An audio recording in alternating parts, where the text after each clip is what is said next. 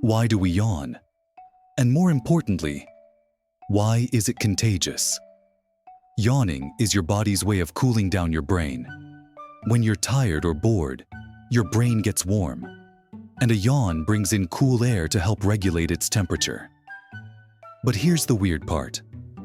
Seeing someone yawn, or even thinking about yawning, can make you do it too. That's because yawning is linked to empathy. Your brain unconsciously mimics others, especially people you're emotionally close to. So next time you catch a yawn from someone nearby, don't worry. You're not just tired, you're human.